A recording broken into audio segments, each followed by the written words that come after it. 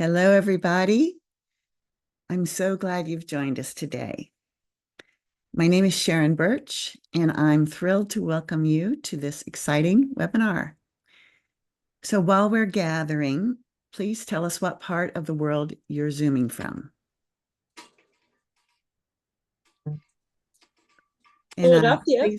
please mute your microphones too, please, because we're expecting quite a few people. There will be a recording, and everyone will get it tomorrow.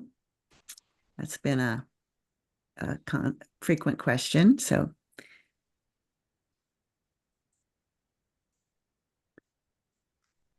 And I have a couple of coaches from my team are here to help me. That's Teresa Walding and Jan Walter.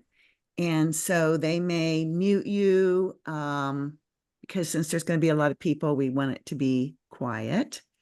Or they will answer your questions. They'll answer your questions in the chat. And then also we have a graduate of our Nurse Business Incubator program, which is Marcia Smith. So thank you, Marcia and Jan and Teresa, for being here. Okay, I am going to get started. And here we go. Today, you'll discover a proven pathway for starting a sustainable business that's safe for all nursing licenses. It can be done at your own pace, affordable, and low risk. And I'm going to share my best tips on effective and affordable ways to get clients and how to build your confidence. And finally, I'll be making a special invitation at the end for those who would like help implementing what I share today.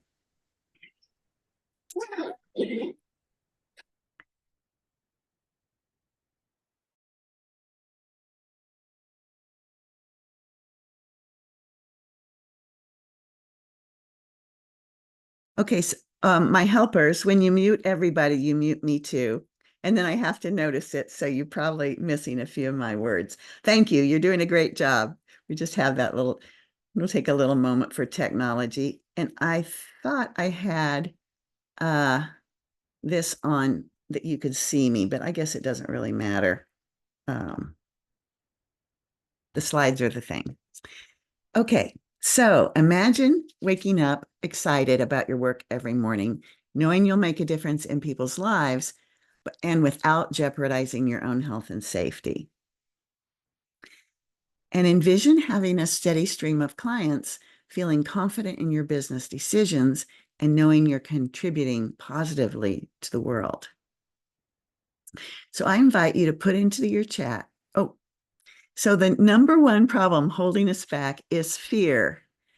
And this relates to getting clients because it's not just, I could tell you, I'm going to tell you how to get clients, but I wanted to first address the fear part of getting clients. So the number one problem holding us back is fear.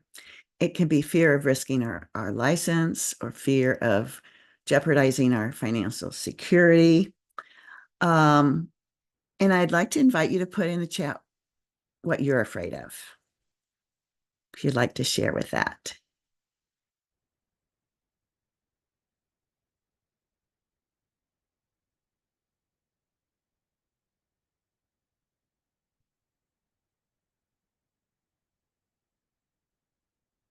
So we also, besides those external things, we also have internal things that we're afraid of. And here are some on the screen. Maybe you can relate to some of these. Would you like to put any of these in the chat that are holding you back?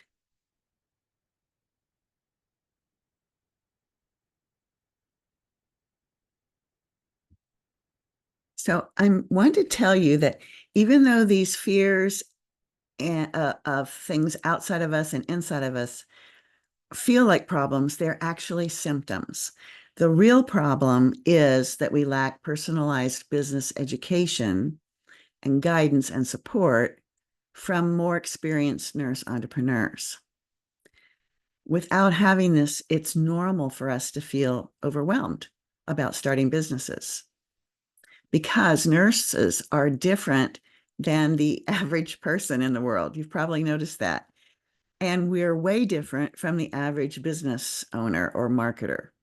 We always we have different ethics, we have different values, we put people first. And so it's no wonder if we lack good models and role models, it's no wonder that we have fears. So if you're like most of us, I think you've likely already tried marketing strategies where you invested your time and money and they didn't pay off. And I guess in this way, I'm talking to those of you out in the audience who has tried to start your business.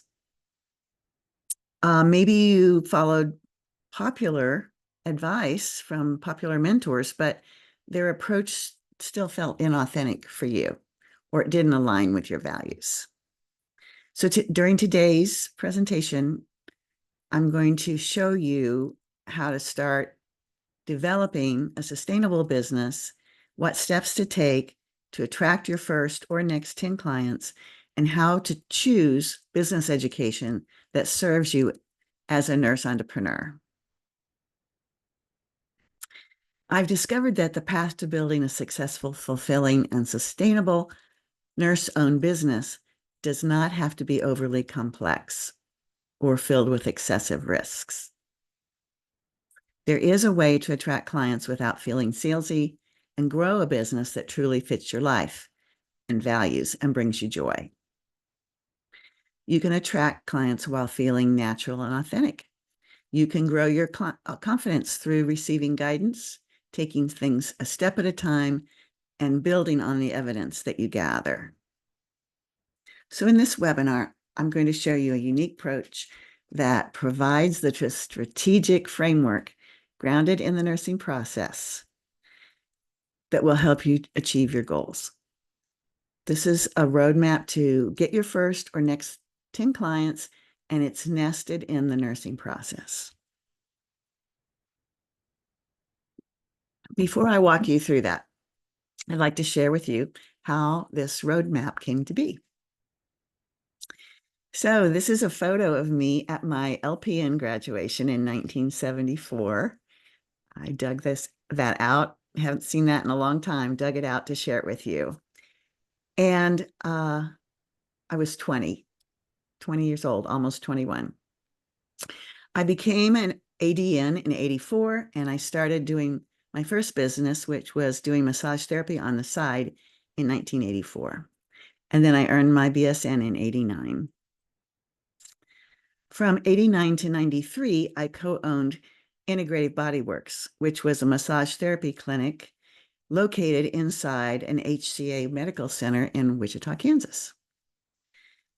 This was a 760-bed hospital, and my husband and I provided massage therapy to the public, hospital staff, and inpatients at the bedside.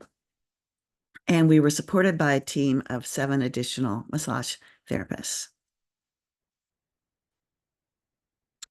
And then I completed my MSN in 93, and we sold the massage therapy business. And then from 93 to 98, I offered holistic health coaching for adults who wanted to manage their chronic conditions. And I did that in a group practice called Southwind Health Collective. We each of us owned our own business, but we were sharing space, physical space, and sharing the decisions for the group practice together as a cooperative or a collective. So I called my business Health Positive, and that business operated from 93 to 2010. During those 17 years, I also wrote, self-published, and sold online 2 textbooks and over 40 CE courses. I was also a pathology instructor at 2 massage therapy schools and a member of the advisory board for the Journal of Complementary and Natural Care during that time. I ran my business from home, except for the first few years at the Health Collective. Then I decided to just move my business to my home. And I operated my business from home in Kansas, then in Hawaii, and later in Arkansas. And I've lived a completely laptop business lifestyle since 2001. So then in 2010, I sold Health Positive and took a year off. During that time, I studied with some of the world's top online business mentors because I had been very frustrated that I didn't feel like I felt like all my success, my marketing was just testing and trying things, experimental things. And I never could find a mentor at that time that really I could follow their instructions because they wanted me to do things I didn't feel right about doing. So when I sold the business, I took time off and found some credible, ethical business mentors, but I still needed to translate their approaches into nursing practices because it's a different language and it's a different mindset. So I did that. I began that process. It's actually a process that I'm still working on, but I've done a lot with it. Then I decided to found a nonprofit called Holistic Nursing CE, and I ran that business for 11 years. And I also helped establish another nonprofit called the Hawaii Yoga Institute. And I served on the board of directors. And then I was the executive director. It's a part-time job for that nonprofit. So I'm just sharing this with you so you can see that I've been through a lot of business, education, and experience. And the experience is what's taught me the most, honestly, because I really had trouble finding good business education all the way, most of the way through. Then I put my CE business kind of on, let it run a back burner and let it run itself, and accepted a position as the holistic nurse practice specialist at the American Holistic Nurses Association. I had that position from 2016 to 2019. And actually there I did coordinate a lot of projects for the AHNA.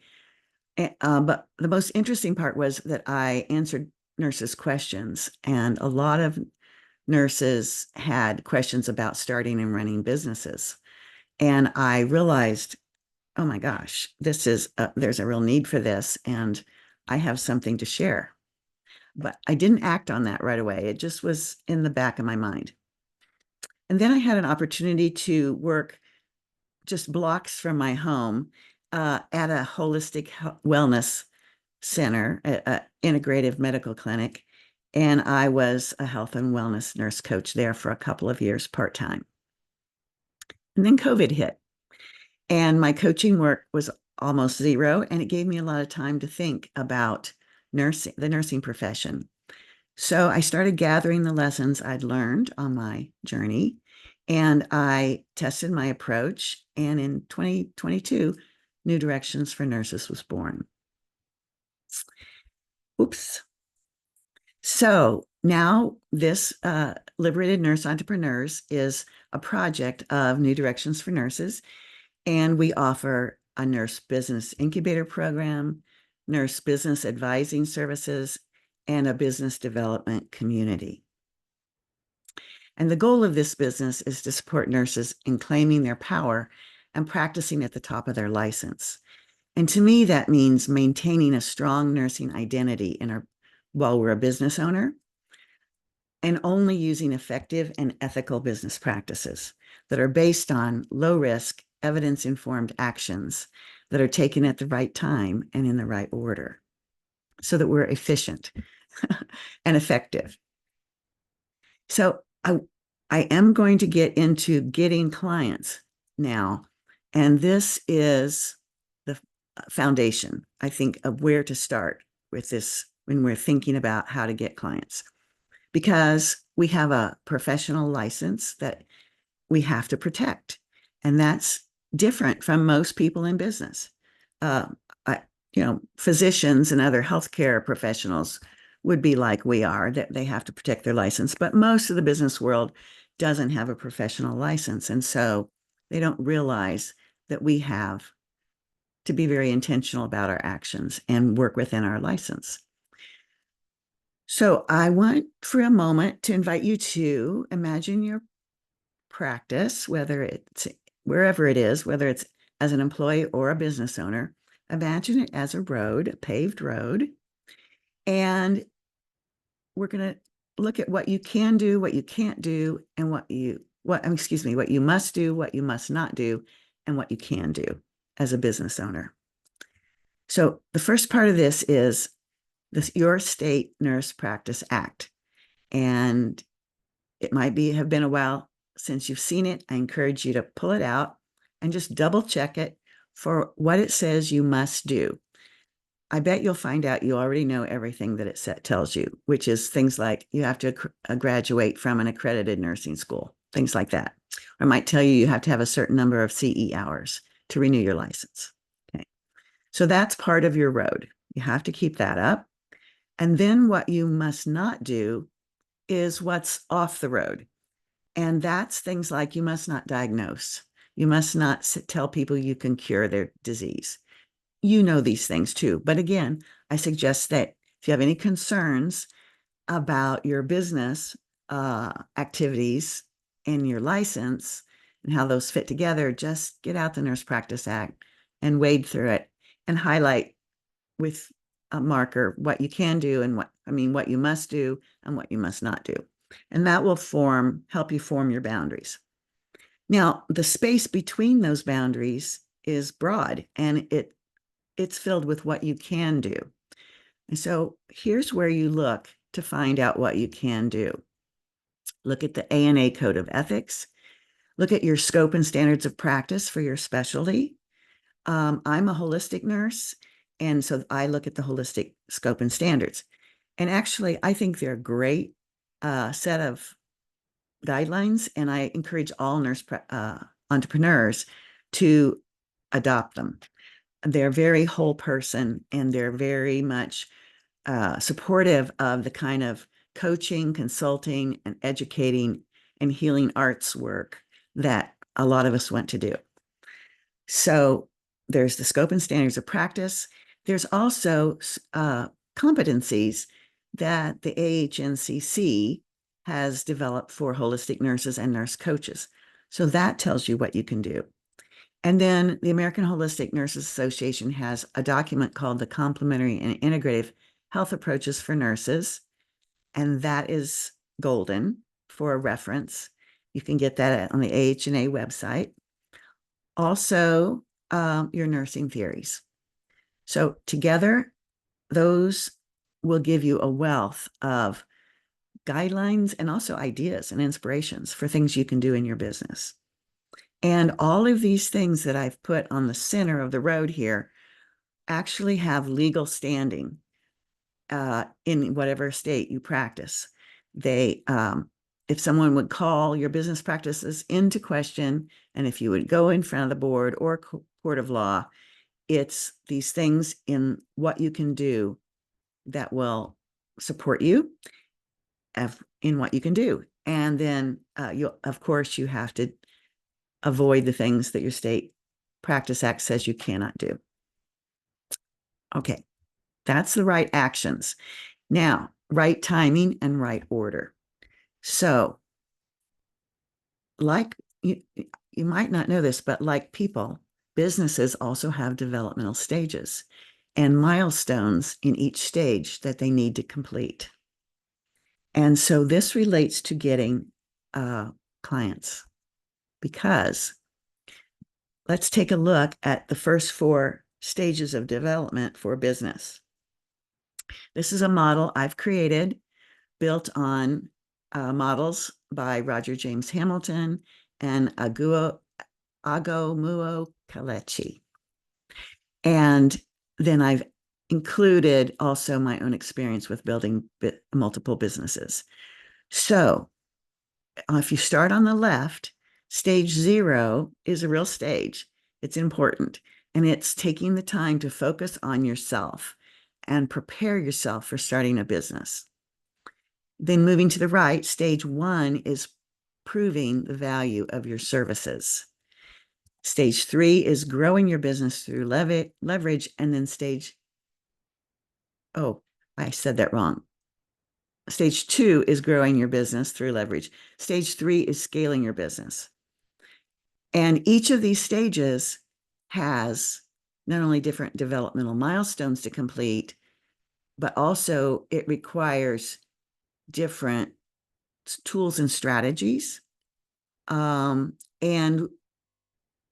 different developmental actions, like even different products to sell in your business.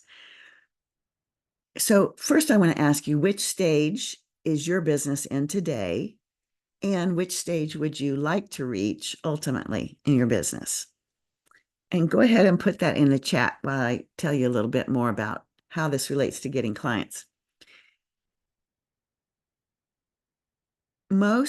First of all, most business education that is available out around us in the world, especially that's available online, is focused on helping business owners at stage 2 and stage 3.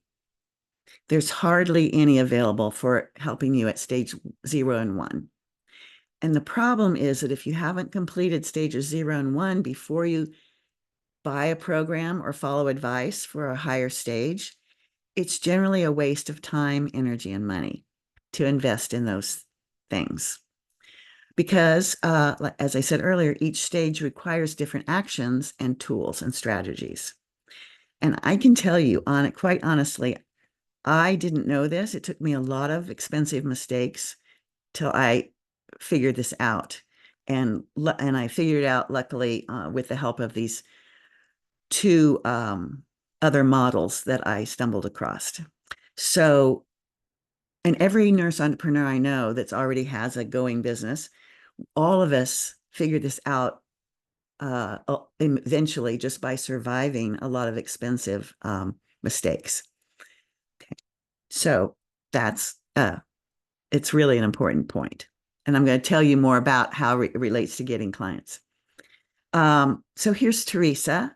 She's here on the call with us. And she told me this once, that she wished she'd known about the stages of business development when she started her business, because it would have saved her so much time, energy, and money. And Teresa, if you want to say anything about that in the chat, feel free as we continue on. So besides choosing the right actions at the right time and in the right order, it's also important to offer the right product, program, or service type for you and your business stage. And that takes into account things like, are you introverted or extroverted? Do you love technology, or are you, averse to technology, and so on? And now in stage 1, so in stage 0, there's no products or services because you're learning about yourself and getting ready. Then in stage 1, it's important to make offers that involve high amounts of personalization and customization, because in this stage, it's best to work closely with each individual so you can give them your best attention, because you're learning about them and you're learning about yourself and you're learning about your business and you're learning about your service. There's a lot of learning going on. So it's best to work closely with each customer so you can give them your best attention and so you can help them get their best results. And this approach is valuable to people, to have that kind of one-on-one attention, which means they are willing to pay higher prices for that, which is good because it means you can sustain yourself on fewer sales. It just takes the courage to put things together that are bigger. Lauren, you are unmuted, so maybe you could mute yourself. We'd appreciate that. Thank you. The other thing is about stage 1 products and services and programs is we want to make those simple to market and simple to deliver. In stage 2, you can add more complexity and you can add group programs and things like that.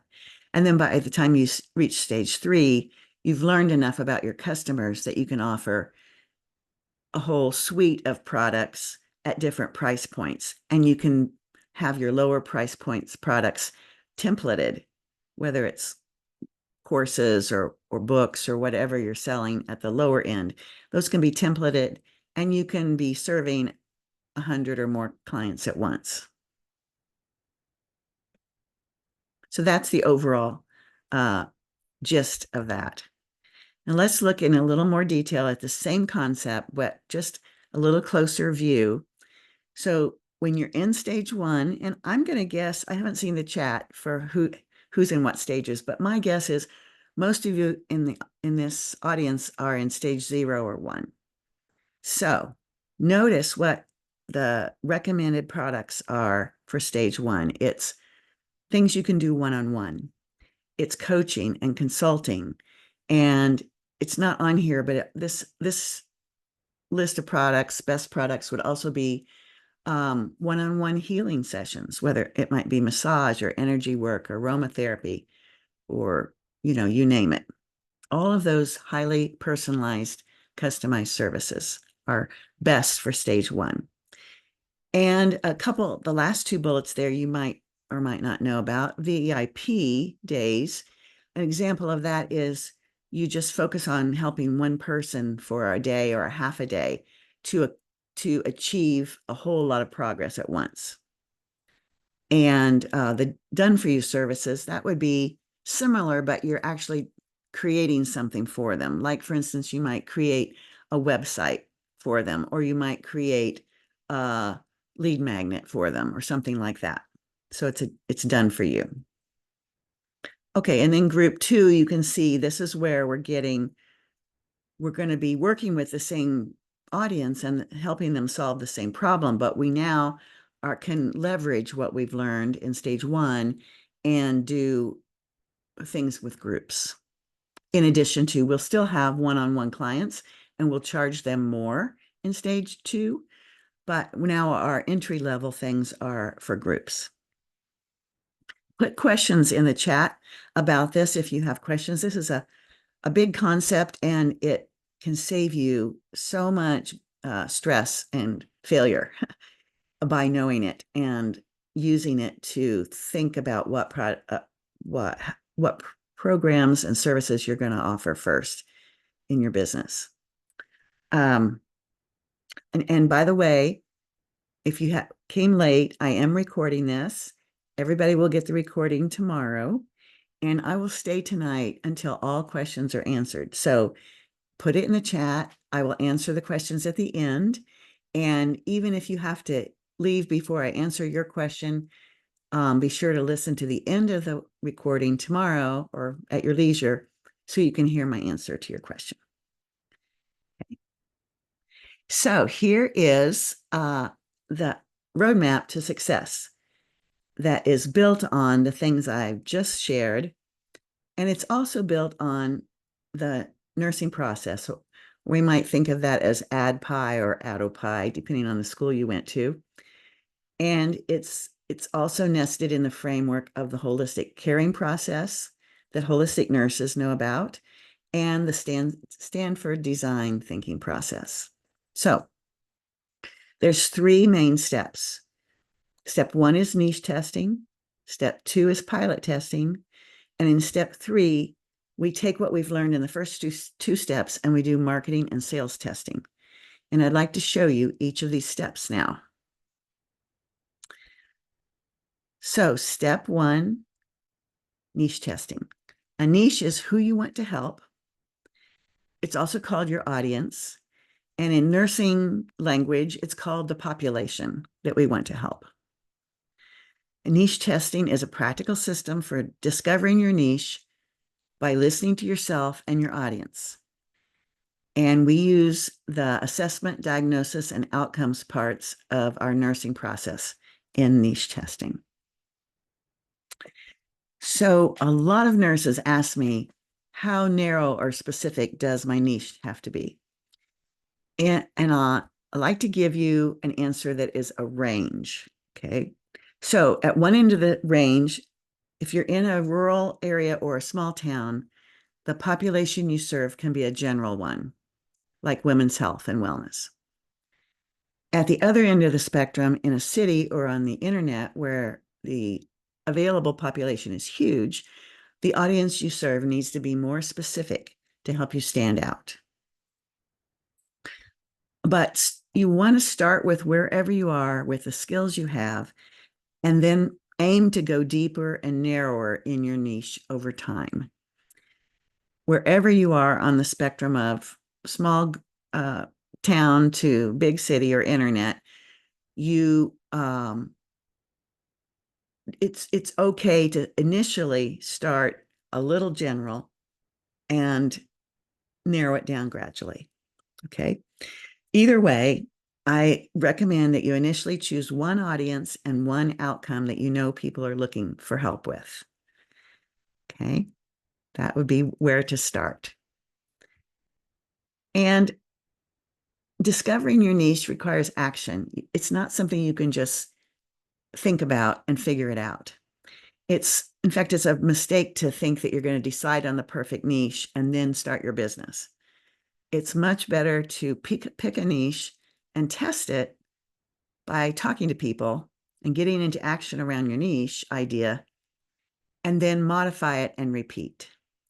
And I like to say, just date a few niches before you pick one to commit to. Okay.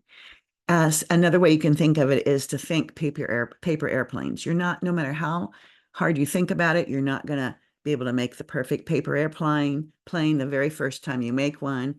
So best to just make one, fly it, see what happens, make another one and fly it and see what happens.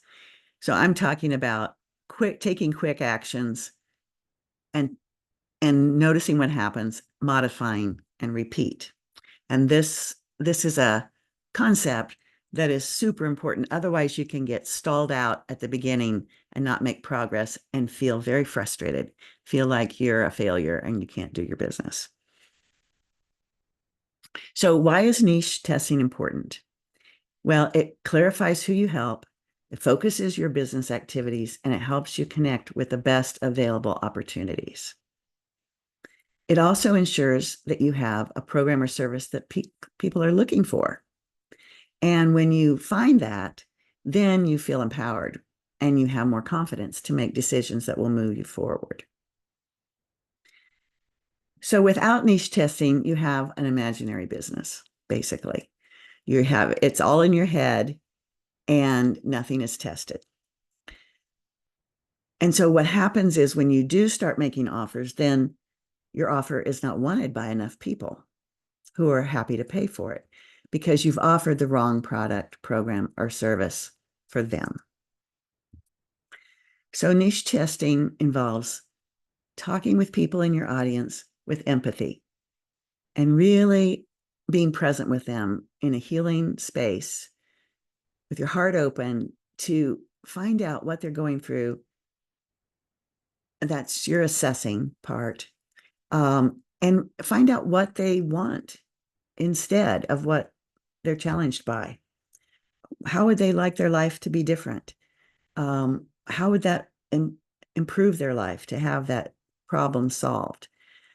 And take that in and initially just have conversations like that. Have as many conversations like that as you can with as many different people that are in the audience of representing people that you'd like to serve. And, come away from those conversations and reflect on them and think about, well, what would be your diagnosis for the things they're telling you about? You can think about that in terms of nursing diagnosis, or you can just think about that in terms of what's your point of view on what is causing their problem. Your diagnosis is, what do you think is the cause of their problem? Because whatever they tell you is their problem is actually usually it's just the symptoms of their problem. Okay, so that is another big tip in terms of how to get clients. listen to what they describe as their problem, recognize that that's symptoms of a bigger problem, and then you're going to be offering something that helps them with the problem. I'll tell you more about that later.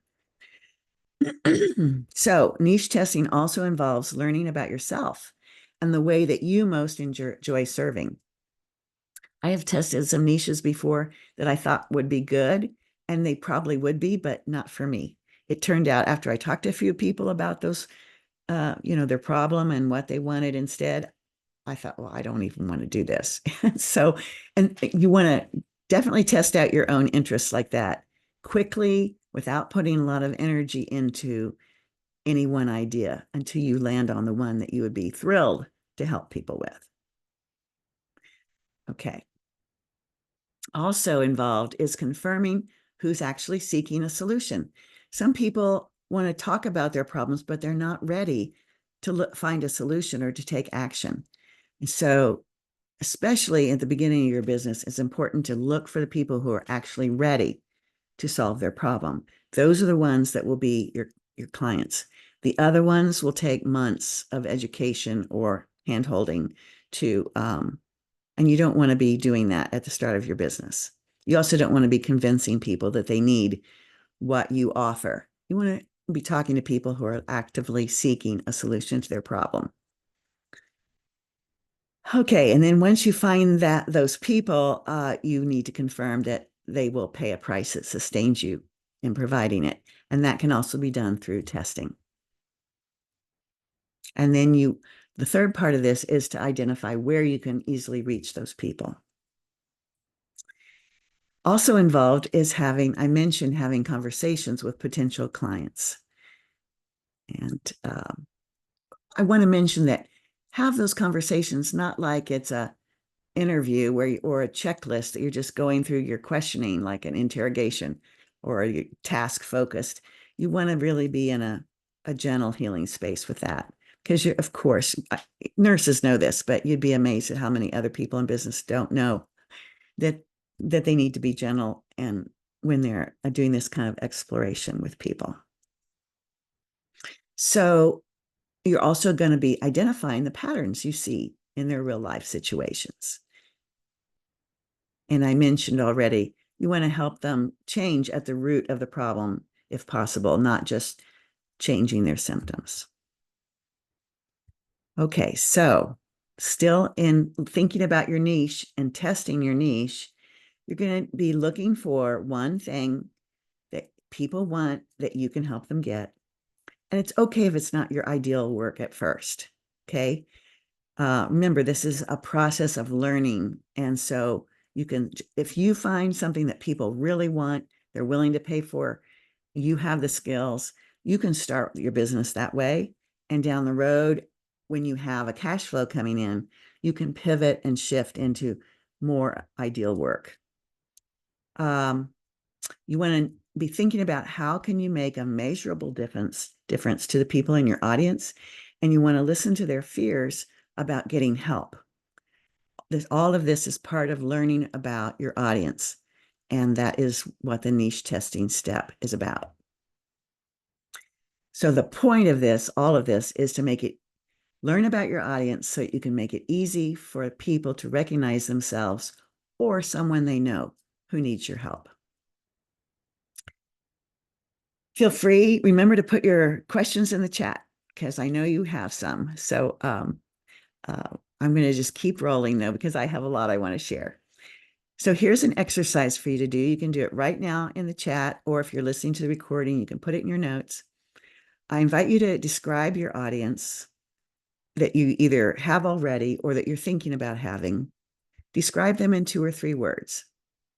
And here's a tip. I already mentioned it, but start with people who are likely to be looking for help, the ones that are likely to be ready for help. And here's some examples of describing audience in 2 or 3 words. Instead of just saying women, you could say women in recovery. Or instead of saying nurses, you could say nurse managers. Okay, now the benefit of this, adding this extra word or two, is it it's more likely to bring an image of someone to mind. And that is powerful in making your marketing message when you're inviting people to hear about what you have to offer. They can immediately know if this is going to be relevant for them or somebody they know. Okay, now add part B. And this is the goal, the outcome, or the result that people want. So it's who you help. That's what you just wrote a minute ago, your audience in 2 to 3 words. And then add on the goal, outcome, or result they want. And the way to find this out is, of course, to talk to the people. If you have already been working in a place where you've had contact with your audience that you want to serve, let's say you're working in a cardiology unit and you want to leave there and start a business doing coaching for people with heart problems. So you've already probably been talking to those people, and you might know what kind of goal or outcome they want. That's great. Use that for now until you talk to more people. The thing is that when you get this right, listeners will say, oh yeah, that's me, or oh yeah, my sister needs this, or my friend needs this. And that's what you want. That's the green light for taking the next step in the marketing or the sales conversation. So here's some more examples. I have the recipe there. It's who you help plus what they want. And so here's some examples. Women in recovery who want to manage their chronic pain. See how that makes a very clear audience, niche. And this is actually a niche of one of my students that is a aromatherapist. Okay. Here's another one. Nurse educators who want to create CE courses online. And nurse entrepreneurs who want to have a thriving business. Okay. So approach this exercise like you're making paper airplanes. Write out some test versions. And if you'd like to, put some in the chat here. I think it'll be interesting for those of you who are watching the chat to see different people's examples. And even though this is a very short phrase, there are nuances to getting it nailed. But it's not something you can figure out just by thinking. It's something you need to get out and talk to people, because when you hear yourself saying it with a person who might be interested, it's going to sound different to you than when you're by yourself. And also you're going to watch their response and feel their response. So all of that is important in developing your niche. So I'd like to share a little story with you. Marcia is a holistic nurse coach who wanted to help people improve their health and well-being. And through her niche testing, she identified that getting quality sleep was going to be the focus of her initial services. So here is a little marketing piece that Marcia produced. She just put her statement about coaching frustrated adults who want to fall asleep quickly together with her photo and her name and credentials, and see how quick and clear that can be. And it gives you a systematic process to follow to develop your coaching or your consulting or your healing business to help you get clients quickly at the very beginning.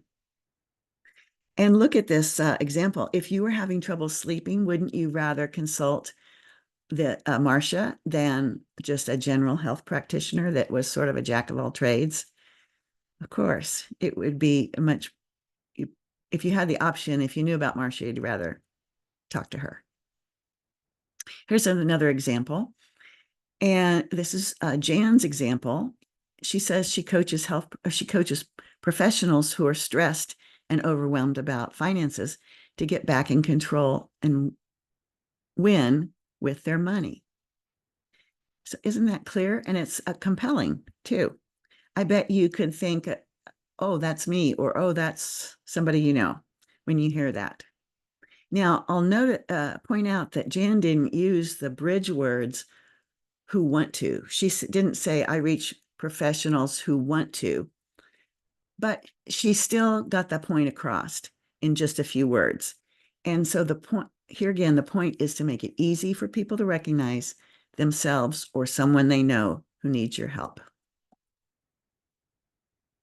So give me a yes in the chat if you can see how niche testing adds clarity to your communications about how you help, about who you help and the results they want.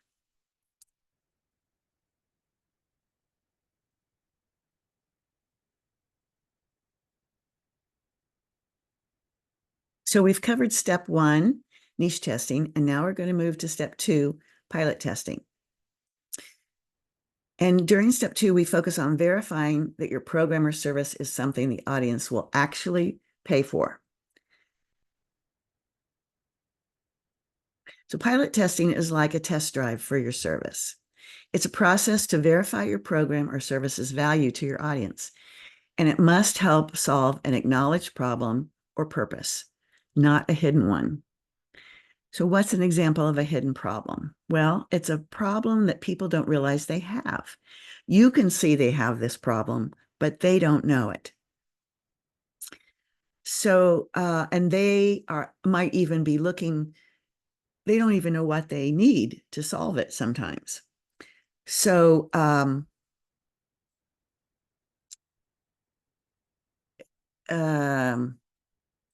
going to skip this part. If you have a question about this, put it in the chat and I'll come back to give some examples because I don't want to stay on this too long, and I'm feeling like I'm a little bit behind. Okay, so why is pilot testing important? It helps ensure your service meets what the clients a need the clients want and will pay for, and it verifies your services give your clients the outcome they want. It also will tell you if you enjoy doing this work because you will actually create a program or package of services and you'll test a part of it by selling it to a small group of people that you will deliver it to one-on-one, and you'll really pay attention to, did it serve what they wanted? Did it give them a measurable result that they wanted? You'll also notice, did I enjoy doing this work?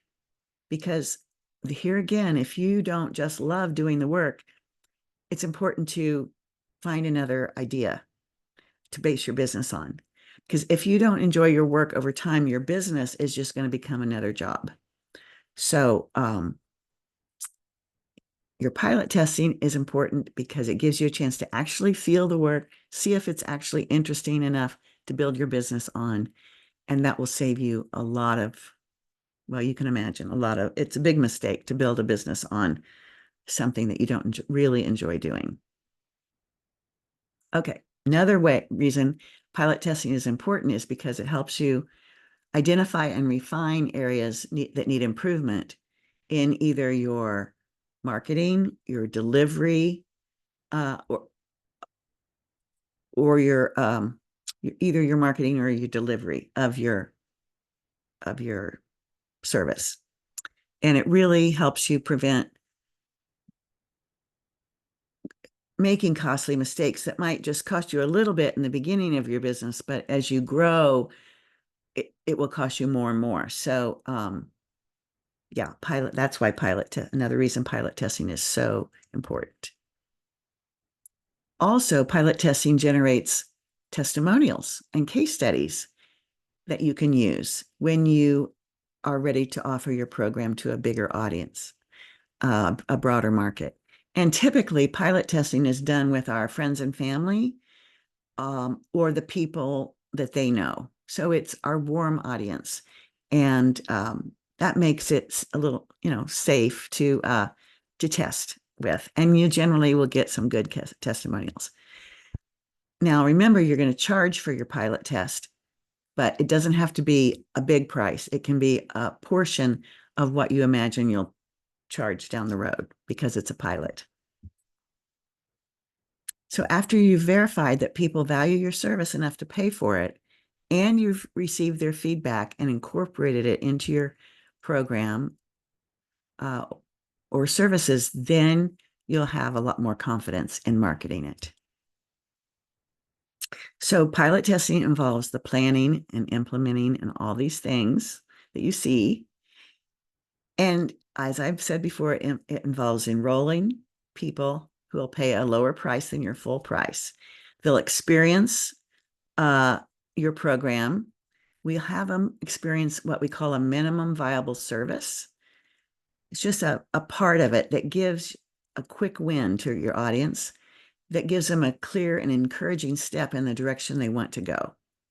I recommend giving from 3 to 5 sessions in your pilot test. And that's like a first session, a last session, and 1 or 2 middle sessions in between. A quick little package like that is easy for people to buy, and it brings you information quickly about how this is going for you and for the client, and it gets you their feedback quickly. And listening is, of course, a key step, as well as analyzing and evaluating the outcomes of what worked and what didn't, and how to best refine your program or your package of services moving forward. So this is important because if you're just trying to launch your business from zero and get clients as if you had been in business for a while, that's just not realistic. You might get a few out of the people who know you and people who know that circle, but then you'll be at a loss about how to get more clients, people that don't know you. And however, if you do this niche testing and pilot testing, it's the same actions really of talking to people and offering your services, but you're doing it with a mindset of, okay, I'm going to be making small steps and they're low risk for me and for my customers. And then that way I can do it quickly. I can rinse and repeat. I can be learning with each step. That's what is really going to help you have a foundation under your business.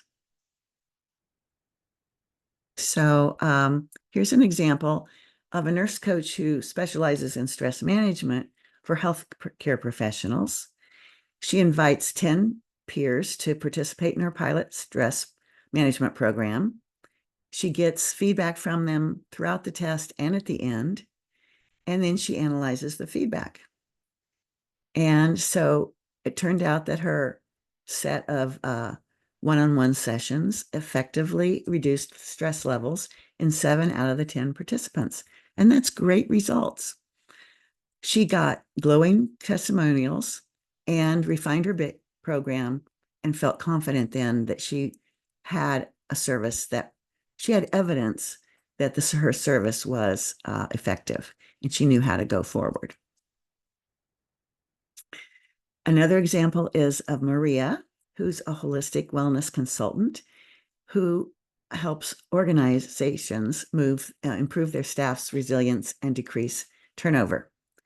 And through pilot testing, Maria learned what her clients want and will pay for, and designed her services around that.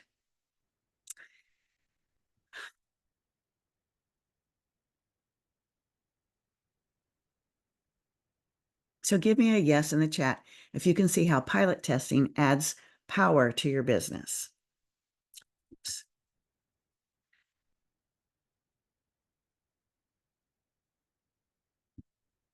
Okay, so let's review. In niche testing, you identify the audience that you want to serve, plus what they're looking for. You do that by talking to people, as many people and as quickly as you can. You're not selling them anything at that point, unless you already have a service. And then, of course, you can offer them your service at the end of that little inquiry conversation. In step 2, your pilot testing. You actually enroll paying clients into your services and charge them and find out Was it effective for them? Was it effective for you in satisfaction and ease and income? And then building on those two steps, we'll now review step 3. So marketing is making your offer visible to your audience and inviting them to take action. That's all it is. It's just inviting them. You can even think about you're inviting them to a party, or you're inviting them, to the next stage of their life. You're inviting them to make a transformation. Marketing can be 100% positive and service oriented. Sales is the part that's actually helping the person get clear on whether your service is a good fit for them, and then inviting them to buy. So marketing is making your offer visible to your audience and inviting them to take action, like step toward making a change in their life. And then sales, when they said, yes, I want to make a change, then you're helping them to get clear on whether your service is a good fit for them. And if it is, you invite them to buy. So this step helps you recognize and prioritize the actions that streamline your efforts to get clients in ways that fit you. And I teach, and I think it's very important. You can do this on your own without me too, but I want you to know it's important to practice trauma-informed marketing. And so to do that, you ask yourself, am I respecting the whole person? Am I being transparent as far as all the risks and benefits of this choice? Am I asking permission to market to them, and so on? And then listening to the person and telling the person the truth. You can ask yourself, is my offer really a good fit for the person? And also ask it, is it a good fit for you? Do you want to work with this person? It's okay if you don't. You might not want to work with everybody in the world, and that's okay. And then all of those two things lead to a caring and ethical and conscious-led win-win for you and the customer. If it's not a win-win, then don't make the sale. Just tell them, refer them to somebody else, for instance, or to another resource. So as nurses, we practice being respectful and establishing rapport and credibility every day. But think about the last sales conversation you had as a customer. Were you treated this way? The way we work with people is not the way business is typically done. And I want to say that our way is a good way, and it's an important way. And so as we leave the bedside or the academia or wherever we're working, administration, wherever, and we go into the wilds of working with the public, I believe it's really important that we keep our nursing identity and our nursing ethics and don't let them get diluted by the way conventional business does business as usual, because conventional business has earned the reputation of buyer beware, whereas nurses, we have earned the reputation that we're the most trusted profession of any. And so let's keep that. Okay. I'm just pointing out these things to illuminate them so we don't minimize the value of what we have. Okay. So here are a couple examples that you can use when you're talking to people and invite them to be your clients. You can say, would you like to hear how my service has helped people get the same outcome or results you want? See, doesn't that sound nice before you just launch into telling them about these testimonials that you have from people? Okay. And if they want to hear that, then you can say, well, you tell them a testimonial or two, and then before you launch into the details of your service, you can say, would you like to hear the details about how I could help you? Okay. And then they say yes or no, and you proceed from there. So you're never convincing somebody to listen to you. You're never pressuring somebody to listen to you. There, you can use this. I hope you listen to if you like this approach, I hope you listen to the recording and incorporate it in your approach to getting clients. Okay. This last one is important because you want to make it's so I'm telling you this also because a lot of times we hold back on marketing and talking to people because we don't feel like we know how to do it right. We haven't seen role models of marketing that's aligned with our values. And two, then if we're doing something that's not aligned with our values, we're just not going to really be able to do it. We might talk to people once in a while, but overall we won't be able to talk to people or even post in social media or send out emails or all the things, actions that it takes to run a business. We can't do it if we don't feel aligned in our center with our approach. Okay, I'm going to go through the last couple slides here about marketing and sales testing kind of quickly because I'm I don't want to run out of time. But now the next important point is that you're going to take your marketing and your sales ideas and test them like you did your finding your niche and piloting your offer, because there are so many different ways to market. And it's important to find out which ones align with you and also which ones deliver the most predictable results. Because when you find that, you're not going to have a feast or famine cycles in your revenue. You're going to be able to put together a system that works for you predictably. And that's when you have, consistent income. So that comes through all these steps and culminating in the marketing and sales testing. So I made this image for you.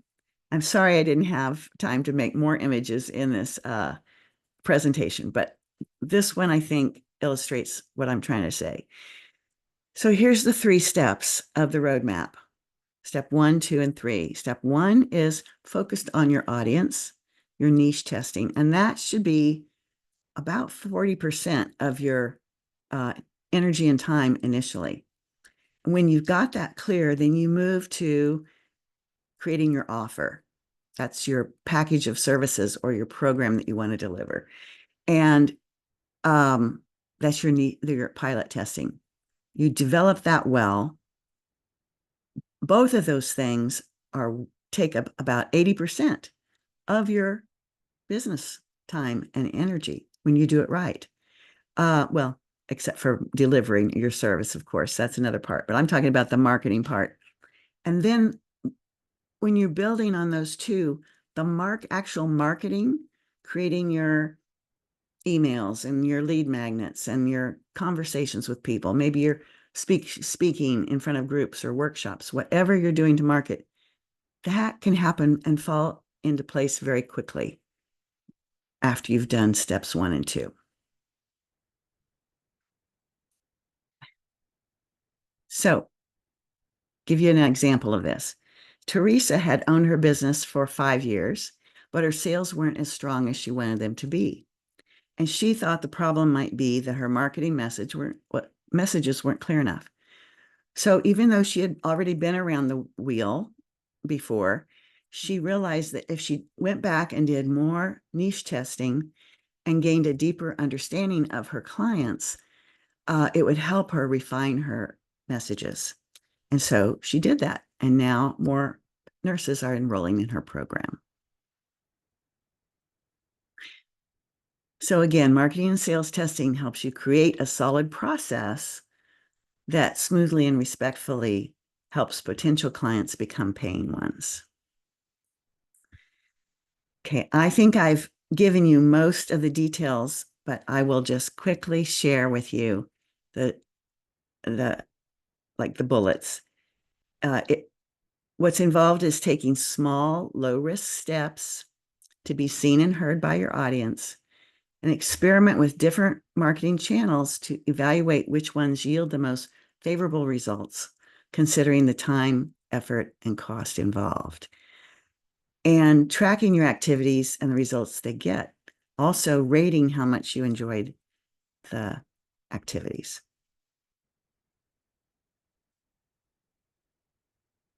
And then, of course, it becomes a process of continuous improvement.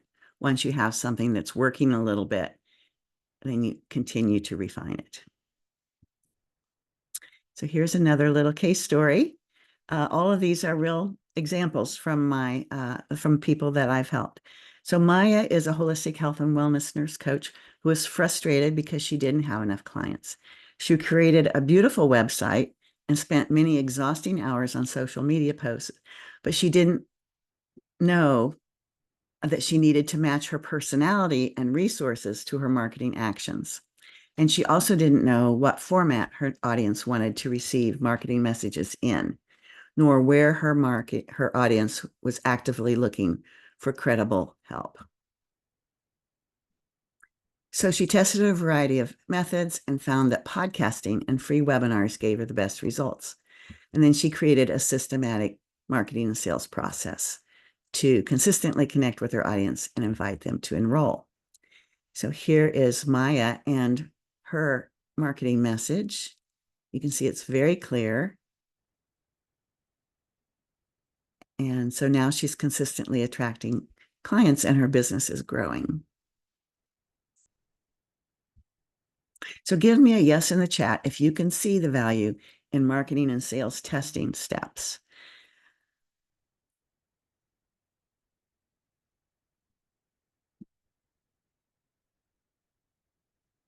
And I would really like to know what specific questions you have around this, and then I will answer those at the end. Okay, so we've covered niche testing, identifying your audience and what they want, pilot testing, which is verifying the value of your program or service, and marketing and sales testing, which is finding an approach that works for you.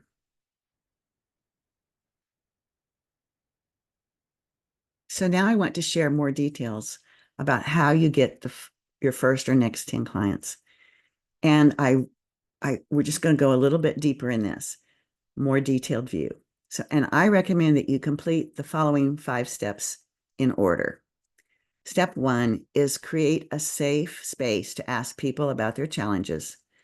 Inquire with empathy. Listen more than you talk.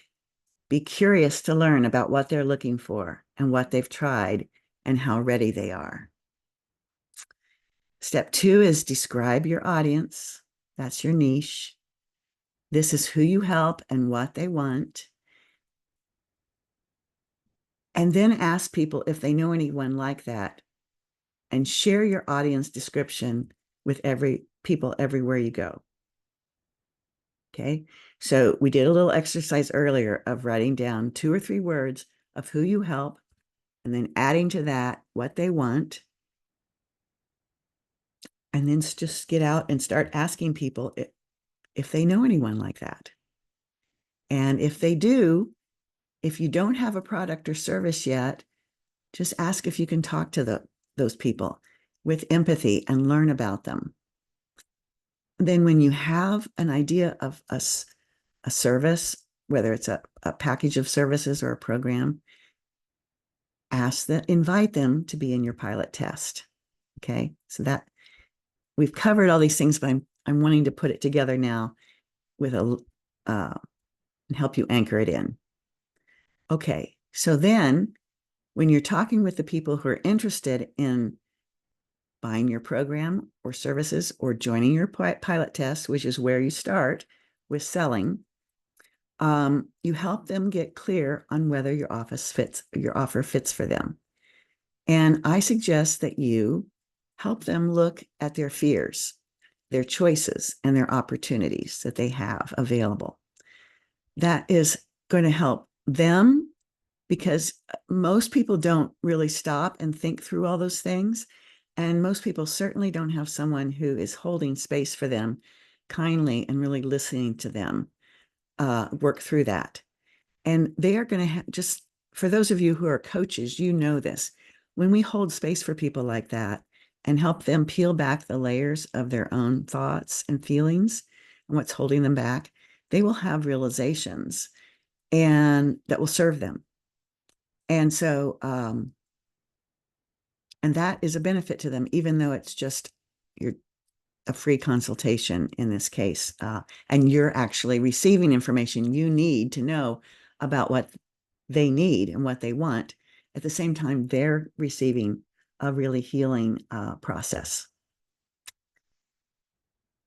And then the other thing you tell them is you tell them your view on what's causing their problem after you've, really heard them, and see if they resonate with your point of view on what's causing their problem.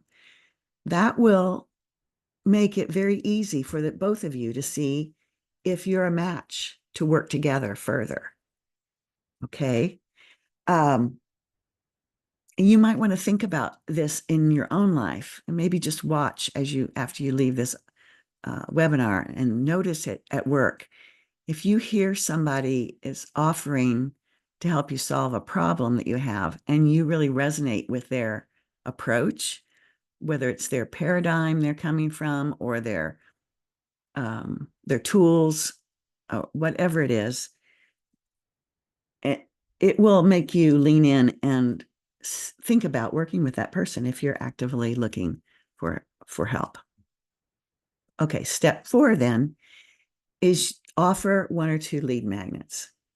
And a lead magnet is a small gift that sparks you. And first of all, you don't offer 2 lead magnets at once. It would be you offer 1. If the person takes that one, you may or may not want to offer a second one, but at least offer 1. So a lead magnet is a small gift that sparks curiosity and hope that there's something that will help them. And so you'll give the lead magnet in exchange for your audience's email address or phone number. Some people prefer to run their business through emails. Others prefer to do it through text, or you could do it through social media messaging if you prefer, whichever is your preferred way of communicating with your prospects and clients. I think the simplest way to offer these initially is by email. And then when you've mastered that and you want to go bigger, you can have a simple landing page. A website is not needed until you've served enough customers that you're sure of the value of your program or service. So in stage 1, word of mouth advertising is still the best way to reach your first or next 10 clients. And which lead magnet from this list do you think is most likely to foster word of mouth advertising at the beginning of a nurse's business? You can put that in the chat if you'd like to guess.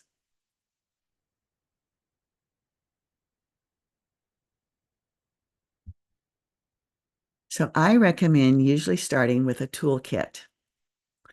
And the reason is it's a simple PDF that you make and send it to the person through whichever channel you like to communicate. They can look at it, and of course, you want to have a link there for them to get back to you, your contact information on the lead magnet, a link they can click if it's digital, and also follow up with them then in a few days after you've sent the toolkit, and ask if they've used it, ask if they have questions, engage them in conversation, and see if they're ready to take action, to take the next step, and offer them, if they are, then offer them your service or product. After toolkits, the second thing I suggest is to offer speaking at events or giving workshops. Now, why are these the first two things I recommend?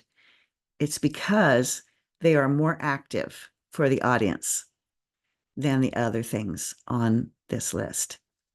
And it's always better to engage your audience than have them just be passive.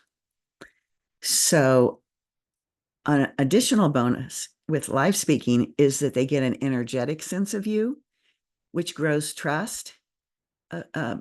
And as a bonus, if you're speaking live and they're able to respond to you, you can hear more about their challenges and views. So it's really can be a win-win.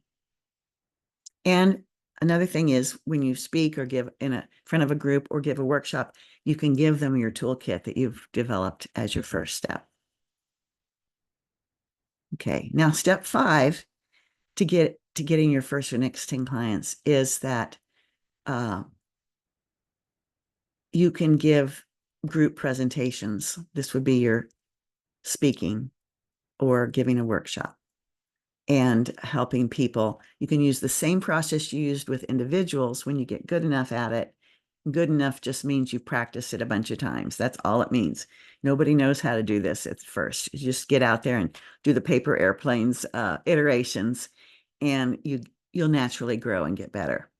So you can, through your group presentation, you can help people get clear on whether your offer fits for them. You can help them see their fears and choices and opportunities and tell them your viewpoint on what's causing their problem. So same process as with individuals, but now you do it in your group speaking engagement. So why should you follow these steps? Well, number one, if you follow everything I've shared here tonight, these steps will not put your license at risk. There's no huge investments in time or money. You can stay in your job until you've confirmed the value of your business idea. And if you take these steps and decide you're not an entrepreneur, it's not a huge loss. So, did you get some new insights today? I hope so. Please type a yes in the chat and any questions or comments you have. And I would love to know if you feel more clear and comfortable with how to get your first or next 10 clients. And I'd love to hear if you feel like you got good value for your time today.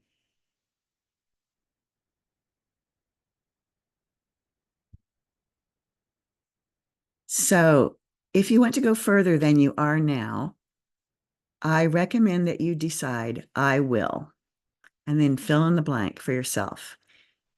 Some things that I think are important to decide are, I will cultivate a brave and positive mindset.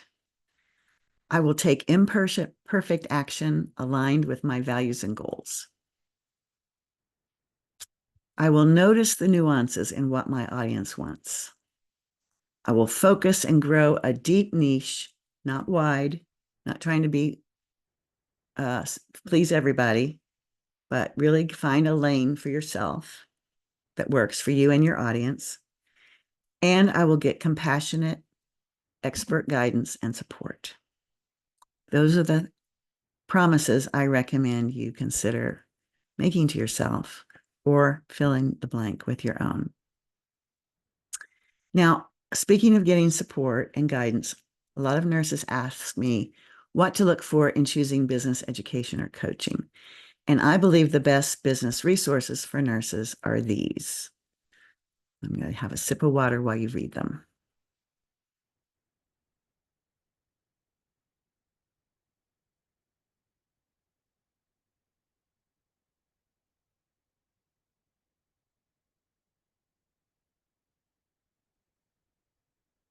Just like in nursing, business is simple in the concepts, but it requires carefully nuanced implementation. It's not enough to simply understand the concepts in nursing or business. Most of us need a mentor or skilled peers to help us apply the concepts to our real life situations. So this concludes tonight's learning content. If you have any questions about what I've shared, Again, put them in the chat and I'll answer them at the end of the recording. Because now, with your permission, I'd like to tell you how you can receive my help to implement everything you've heard tonight. And if you're not interested in hearing about that, thank you for attending. You can feel totally free to go. Okay. And I'm glad you came. And I hope you got a lot out of it. Okay. So now I'm going to tell you about the Liberated Nurse Business Incubator Program. So this is a comic that I just love. If you already have a business, say yes in the chat if you recognize yourself in this slide. So what I'm about to show you can't take away all the ups and downs of being in business, but it will reduce the drama and intensity of starting a business. The Liberated Nurse Business Incubator is a professional education program. It's also coaching and support designed to help nurses develop a sustainable business as safely and efficiently as possible. Do you remember this image of the first 3 stages of business development?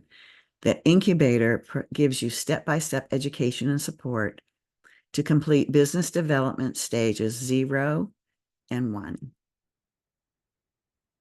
This is for you if you've not started your business yet, or you've started, but you aren't making at least $3,000 a month consistently. Now, if you already are making more than that, I have other ways of helping you. Just email me at sharon@liberatednurse.com. Okay. So this presentation is for nurses in stages 0 and 1.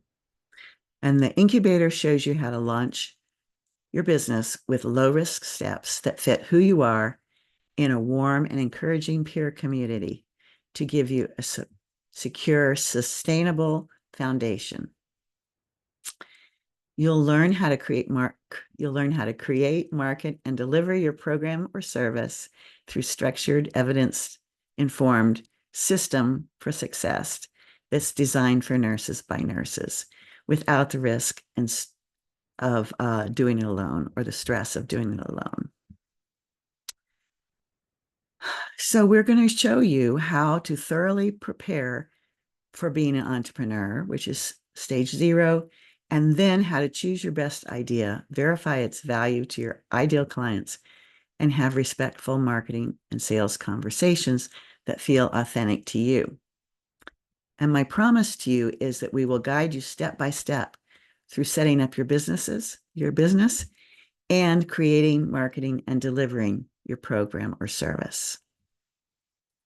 We will also help you face and move through any challenges that come up and support you with our self-paced videos, worksheets, templates, exercises, private mentoring and group coaching, and unlimited Q&A.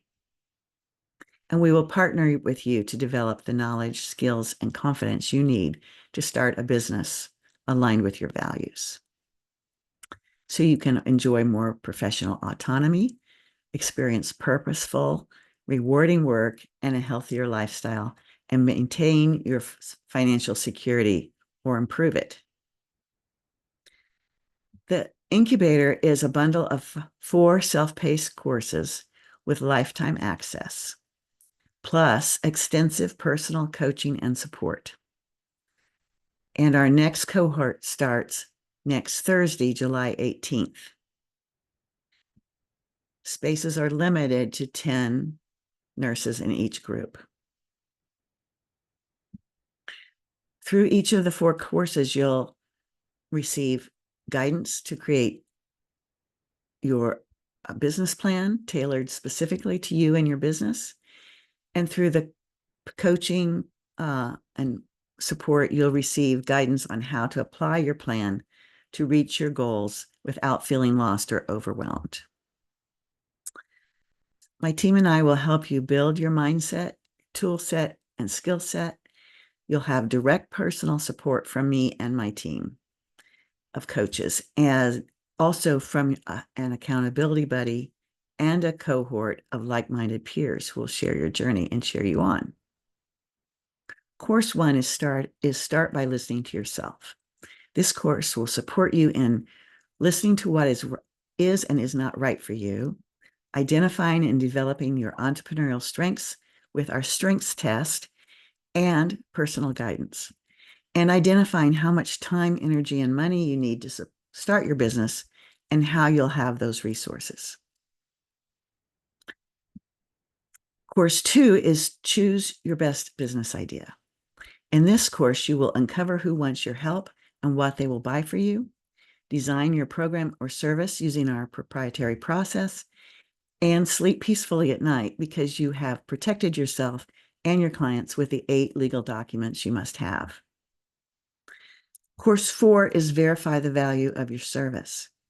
You will get 8 to 10 paying clients who give you detailed feedback using our proprietary enrollment, service delivery, and evaluation templates. Then you'll quickly improve your service and make it more appealing with support from the peers in the incubator. And you'll identify your income will surpass your expenses, including business taxes, with our expert guidance and step-by-step path. And in the 4th course, Get More Clients with Less Effort, you will feel confident with you'll feel confident with marketing that clearly conveys what your audience wants. You'll learn how to enjoy having respectful sales conversations that enroll 30 to 50% of the prospects you talk with.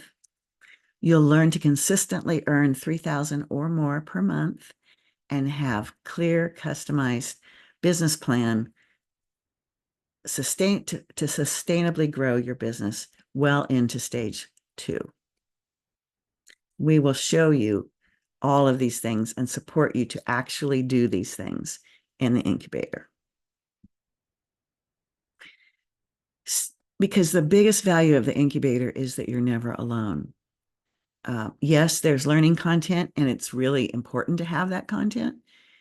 But it's equally important to not be alone in all the decisions to be made on the journey. Did you know that up to 70 or to 80% of business success comes from how we handle our mindset and point of view in our business?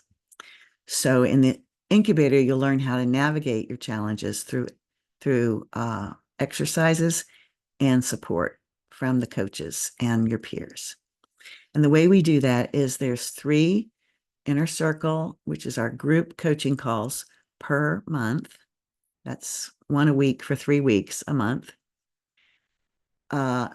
3 private, you get 3 private individual coaching sessions. You get those at week 1, month 3, and month 6. And you get unlimited chats with the coaches in our private platform. Now that was a bullet list. Now here's the same information in a visual format. You get lifetime access starting at the top at the 12 o'clock. You get lifetime access to the 4 self-paced courses that I just described. Then following the arrows around clockwise, you get 3 group Zooms per month, group coaching Zooms, and these are limited to no more than 10 students per group so that everyone gets to know each other. It's a safe space, and you and your peers and your coaches will help you progress and through your challenges and help you apply the content that you're learning in the self-paced courses. Okay. And then following the arrows around, you also get the unlimited personal support through the private platform. And you see at the bottom is the individual coaching, the 3 sessions. And we also have, if you want more than that, more than 3 personal coaching sessions, those are available at extra charge. So let me recap the value of this. Here is the value of the 4 self-paced courses that you have lifetime access to. And that means even as I continue to develop these courses, because I'm just in year 2 of this business and I'm going to be developing these courses further, you will still have the access to all the improvements as we go along. So total value, I would estimate honestly and realistically, is $4,200 for the learning content. And then you'll have the abundant individual and group coaching support, which I've summarized here. And those are also realistic values. And that would total $1,425. When you add that to the value of the content, it's a total of $5,625. And of course, a lot of that coaching support really is priceless. I can't put a figure to that. The unlimited check-ins, the questions and answers, and the support from your coach. And by the way, the coaching happens in a private portal. We don't use Facebook or any of the other social media for this, because we want you to be focused on your business when you're working on your business. Okay, so when you join the incubator by July 19th, you will also receive the following bonuses. Number one, if you struggle with pricing your service and asking people for money, this bonus is for you. This is about pricing your programs and services, and it's a recorded conversation between me and one of my marketing mentors about this topic, where we discuss pricing strategies that are aligned with nurses' values. And it includes a worksheet to help you apply the recommendations in your business. Bonus 2 is that my webinar on how to protect your RN license when you're working in your business. And this shows you the legal and regulatory considerations that you need to have in place. Bonus 3 is helping you with your inner self-talk. If you ever procrastinate on doing things that you know you need to do, or if you let negative self-talk sidetrack you, bonus 3 will help you learn how to navigate your doubts and fears that keep you from moving forward. And you'll learn how to turn these into fuel for your growth. So then that's the first 3. Bonus 4 is that you'll get 60 CE contact hours for going through the incubator.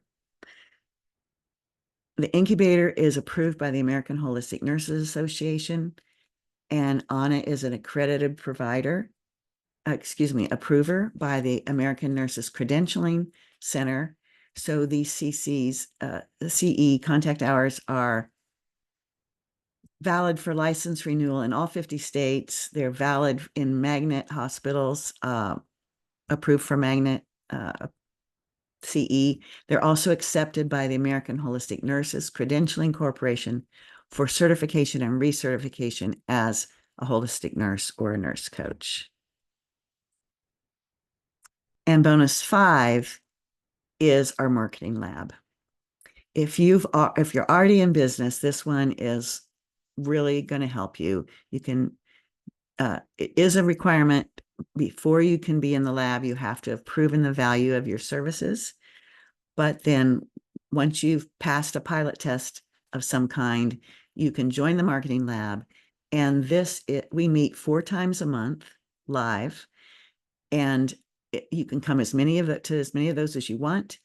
And I will give you my specific input into your marketing messages, whether they're emails, social media, websites, lead pages, lead landing pages, lead magnets, speaking, workshops, anything that's marketing related. You'll get my input and also the other members of the lab. And it's really fun and valuable. So you will have that. So here's a recap of the 5 bonuses that you get if you enroll by midnight, July 19th. And the value of all of those totaled is $2,200 plus the value of however many marketing labs you come to.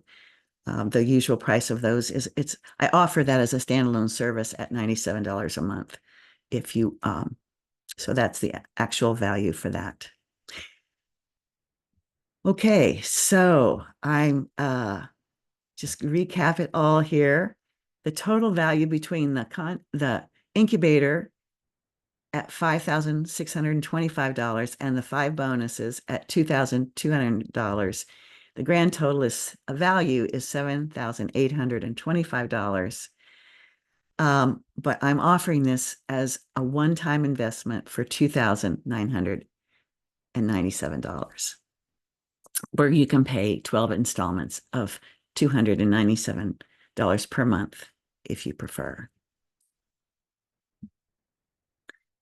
So if you want to enroll, you can click on the link that my team will put in the chat, or you can use the QR code on the screen. We start, even though the deadline for the bonuses is Friday, the 19th, our first coaching call is Thursday evening, July 18th.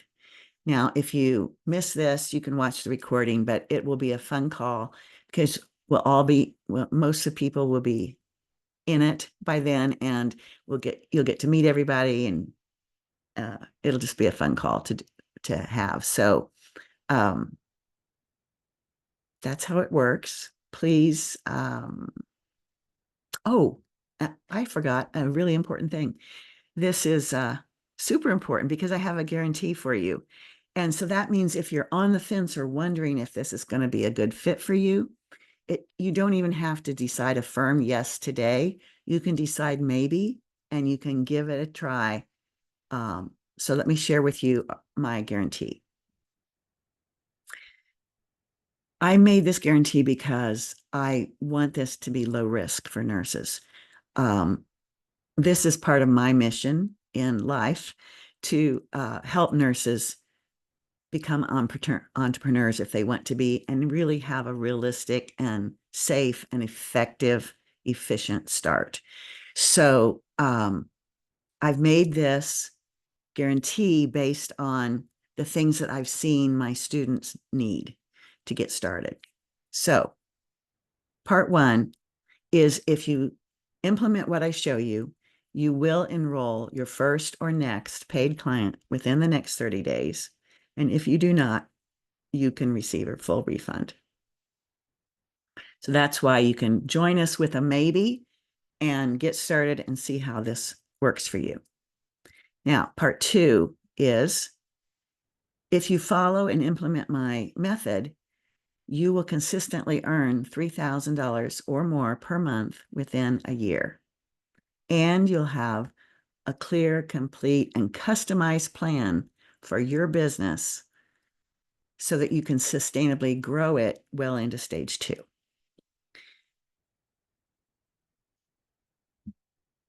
The only incubator participants who have not reached these goals have had to delay their progress due to new priorities temporarily taking precedence, like they had to move or they had an illness in their family or themselves. So if something like that comes up for you, don't worry. We will support you until you achieve your goals, no matter how long it takes. So if you think about the cost being $3,000 for the learning, the lifetime access to the learning content, and all the support that you get is cost of that and the bonuses is $3,000, and that we're guaranteeing you'll be making that much per month before, and we'll stick with you until you do. I think that makes a really good return on your investment. So Jan, I see you have your hand raised. Go ahead and unmute yourself so I can. I think I'm unmuted. Yes, you Yes. are. Mm-hmm. Some people have run into a problem with this link. Oh, And I no. tried it myself and I had trouble with it. So I don't know if there's some kind of a. Okay, let me pause the recording and get that fixed. Of course I tested it, but okay, we're back. So the link in the chat is working for people now. And I will be sure when I send out the recording that the email will have the right link. So you'll have it in the with the recording. Okay. You just have a few more slides and then I'm open for questions.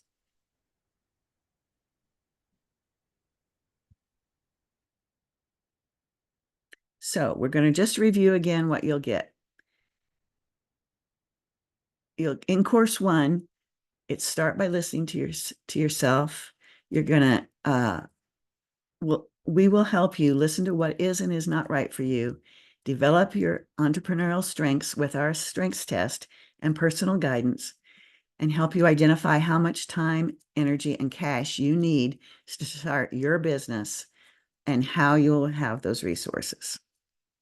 Then in course 2, you'll choose your best business idea and uncover who wants your help and what they will buy from you. Design your program or service, and you'll receive these 8 legal documents that you and your clients must have so that you can really know that you can move forward safely. Then in course 3, you'll verify the value of your service. You'll actually get, I recommend 10 paying clients. Some people say, oh, I'm okay with 8 just so I can do my pilot test. That's fine. So 8 to 10 paying clients you'll do your pilot test. They will give you detailed feedback, and you'll be analyzing that feedback with our help so that you can quickly improve your service and make it more appealing. And then you'll also identify how your income will surpass your expenses, including your business taxes, with our guidance and our steps. And then course 4, you will discover evidence-informed methods to create a reliable income stream that aligns with your expertise and values so that you feel confident in marketing, you enjoy having respectful sales conversations, and you learn to consistently earn $3,000 a month or more with a customized business plan that will carry you forward when you no longer need the incubator. And in addition to all those courses, they're step-by-step and self-paced, and you have lifetime access to those. In addition to all that, you will get the tremendous personal support to work with your inner and outer circumstances through group coaching calls with a small group of no more than 10 students, private coaching calls, and unlimited check-ins and Q&A from your coach. In addition to all that, you're also going to get these bonuses if you enroll by midnight, Friday the 19th. So it's a webinar, or it's actually a recorded conversation on pricing your programs and services, 2 webinars, protecting your RN license and taming your inner saboteurs, and then 60 CE contact hours that are approved by ANA, accepted in all 50 states, and accepted by the AHNCC for certification and renewal. And you'll get the Marketing and Sales Mastery Lab, where you get personal input, my personal input on your marketing materials. The total value of everything, including the bonuses, is $5,625. Oops. The total value is $7,825. I'm getting a little tired of talking nonstop. But I'm almost done. And you can get it all for just a one-time investment of $2,997 or 12 installments of $297 a month. So you have the link, the right link. We do start on Thursday. And that is my last slide. So I want to answer anyone's questions who are here live first, and then I'll go back over the chat and answer additional questions from people who have left. So who wants to be first? I'm going to stop sharing my screen so I can see you all.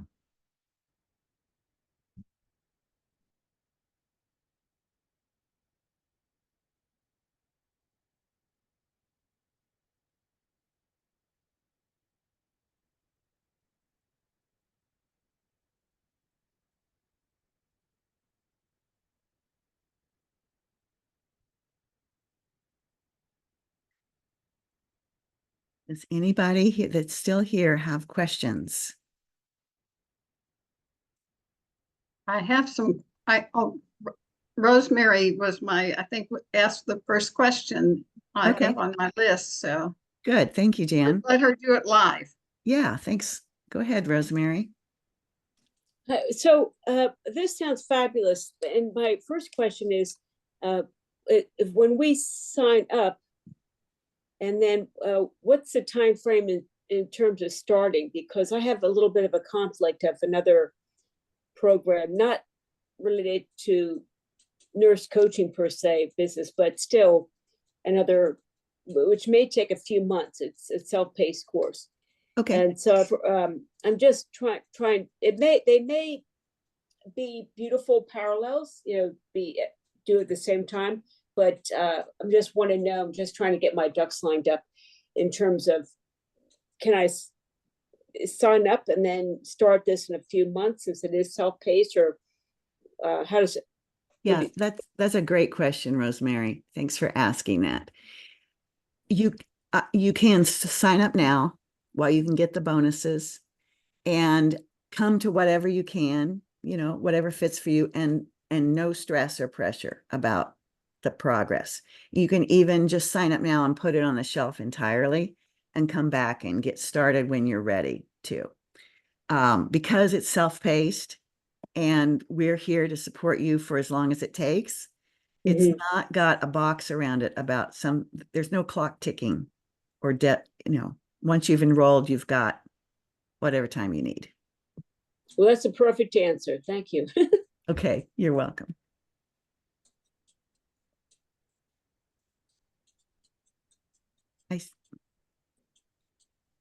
I see one. I can see the chat now, so that I can just start responding to these.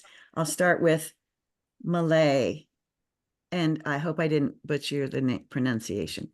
So she says that she was told if she starts a coaching business, she should get insurance and a business license. And the LLC can come later after a good amount of money is made to help offset the expenses. Is this strategy best? Okay, I'll answer that question. And then she has a second question too that I'll answer next. Yes, you don't need to start an LLC right away in most states. You must check with your state Department of Commerce or business. Every state has one. And every LLCs are regulated by the state that you're in. So in most states, it's best to just start as a sole proprietor for coaching businesses and get through your niche testing, pilot testing, and marketing testing. And by that time, you'll have a firm idea, clear idea of what's going to work for you. And at that time, then make your LLC. Now, if you were a nurse practitioner and you're like seeing clients that are sick, it's a whole different risk ratio. So in that case, I would say get protected with your LLC right from the beginning, especially if you have like an office and all the things that go with a in-person advanced degree practice. But you're asking about a coaching business. And so it's not got that same kind of high risk stakes. And as far as insurance and business license, business license, I would wait till the LLC myself too. You're going to know, unless if you have a storefront of some kind, that puts you out in the public right away and increases your risk.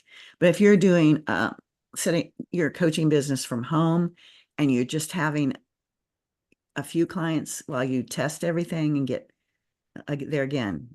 through the testing phase, you don't really have to have a business license for that. At what point would I recommend you get it? As soon as you're sure that you have a viable business, then I would get the business license. Or if you're just nervous and worried about it, go ahead and get it. But typically you don't have to right away. Again, you can check with your state and your local area and see if they require a business license. at what point they require a business license. Insurance, I think it's always good to have business insurance. And it's a different type of policy than what covers you as an employee. So you'll want to shop around for that.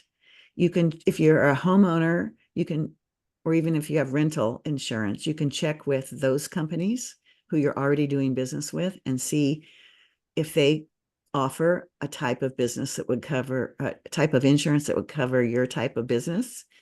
That would be a good place to start.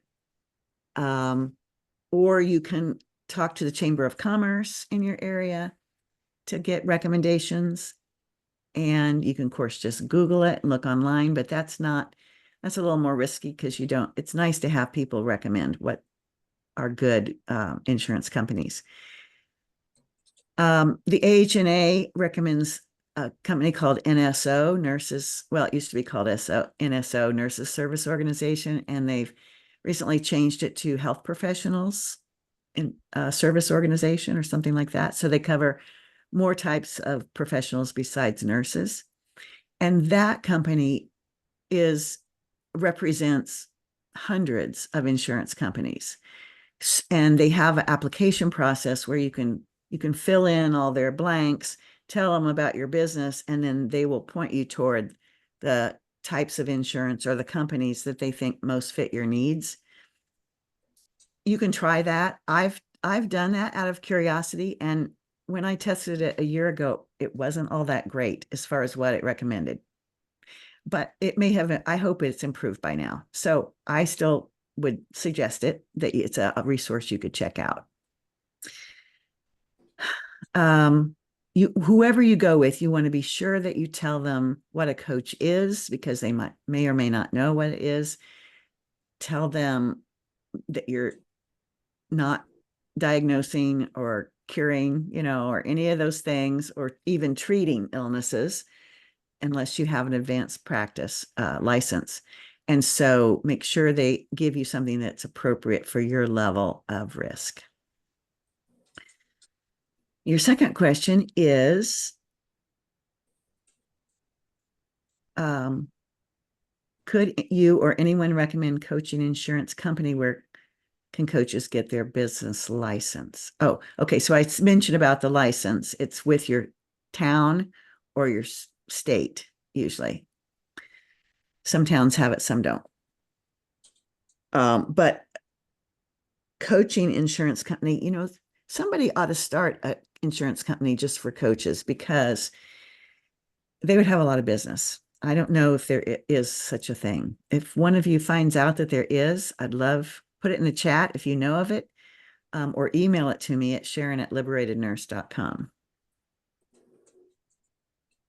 Okay, Malay, if I did not answer your question fully, or if you have new questions now, please put them in the chat and I will answer.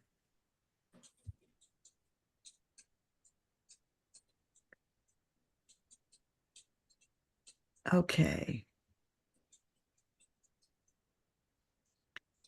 Then is there I see there's quite a few people still here. Does anybody want to either verbalize a question or put it in the chat? I have a quick question. Okay. The $29.97, which is one lump sum, or $297 per month, is that $297 for 10 months? It's for 12. $297 for 12 months. Okay, gotcha. Thank you for that question.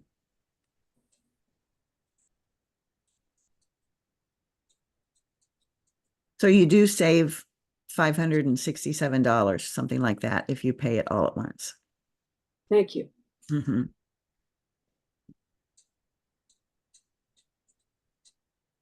Okay, well, if there's any more live questions, just chime in either in the chat or verbally. And in the meantime, I'm going to go back through the chat and start answering what I see. Sharon, I have some already listed if you want me to go through. The first question was from Peggy, and she said, would you offer a limited group training in stage 1 for a client and friend, or would that still need to stay in stage 2. I don't think Peggy is still here. Okay. Well, thanks, Peggy, for that question.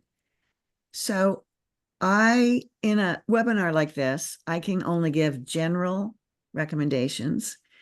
If you were working with me in the incubator and I knew more about your situation, I could give you, I might give you an exception to what I'm about to say. So in general, I would say it's best to start in stage 1 with working with individuals. Because people will be more open and forthcoming with you, you'll create a more intimate or personal space with them to do the work. And usually, any two people are not completely identical. So they're going to need a little bit of customization to anything that you would coach them on or consult with them on, and so on. So that's why I say it's best to generally start with one person at a time. In your question, though, I kind of sounded like these two people know each other. Jan, did you get that idea too in the question? That's kind of a client and a friend. So I don't. Okay. That's So she already has a client, so she's already in business, it sounds like.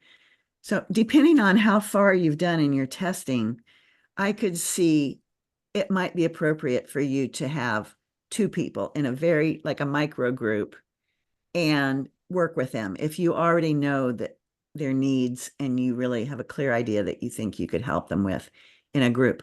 But my question would be, why would that be better? Maybe if it would save you time in some way, I could maybe see it, but I'd want to have a conversation with you, before I would veer from my general recommendation. Okay, thank you. What's the next one, Jan? okay. Rosemary had asked, how or where do you start niche testing? Would you say that again? How/where do you start niche testing? Where, how, and where? Well, you just start by talking to everybody that you come across, Okay. actually. Rosemary's right here. So. Oh, Rosemary. Okay, good. So when you write your statement, your niche statement, the two or three words that describe who you serve and what they want, what you want, then you start just telling everybody, and you can put it in your email, your social media, wherever you want, and in person. Even in an elevator, if you're waiting in line somewhere, could be anything. It's a nice icebreaker, actually. And you say, you could ask them, what do they do? And then they're going to ask you what you do. And you say, well, I coach women in recovery. I'm going to use one of the examples in the webinar. I coach women in recovery who want to stop their chronic pain without pharmaceuticals. So do you know anybody like that? And that's how it's just as easy as that. So the how is you give that statement, and the where, and you always end it with, do you know anyone like that? And then the where is standing in line, emails, social media, just anything that's easy. The point is to just do it often until you get clear on what you want to say. Then you move it over to the pilot testing stage, where you make an offer that you think will help those people that you want to help. Thank you. You're welcome. Next question is Denise. Do you do the pilot phase before getting your LLC? Yeah, it's interesting that this came up a couple of times. I would myself, but I live in a state that it's not required. That in some states, professionals, that means licensed health professionals, have to have an LLC right away, or as early as possible, like as soon as they start charging money. In my state, that's not the case. So you need to look up your state regulations and find out. Next question is from Kelly. Where is the best place to have a group presentation if you are not tech savvy or a social media person? Okay. Well, that's a great question. So if you live in a town of any size at all, there's probably groups that have something called Lunch and Learn. And it's usually professional people that get together. Maybe it's a volunteer group, or maybe it's like a group of realtors, or some other commonality. And they are always looking for speakers. And so that is a very easy place to do a speech. Sometimes it has to be very short, 20 or 30 minutes. Sometimes they'll give you a longer time, but those are a wonderful place to start. And then there's church groups and any kind of other associations or clubs. And there's meetups. You could post a meetup and give a presentation to the people that come to the meetup. And then there's I was getting into social media where you can do lives, but she said not social media or high tech. So yeah, I would say look around your community and see the opportunities where you could speak and ask people. So here's a tip. When you have your little statement that we made today in the webinar with who you serve, and then you end with, do you know anybody like that? And they say yes or no. Then you can follow it up with saying, well, I'd like to give some presentations on this. I wonder where it would be a good place. Do you know any good places, around that, some groups that might like to hear about this? And people will give you all kinds of ideas that you've never thought of before. Next question is Ashley said, do you have examples of questions or how to obtain detailed feedback from pilot clients? Yes, I have a template of questions to ask to get detailed feedback. And it's, of course, customizable to your specific situation, but it really gets to the nitty-gritty information quickly. And it's part of the incubator. I can't tell you how to get it other than that. The next one, could you or any, oh, that's insurance. Okay. And I think Rosemary asked Kelly, Insurance LLC, Denise. I think that's all that I saw, unless there's been another one posted since I think that's all I've seen for the questions. Okay. I'm looking through here too.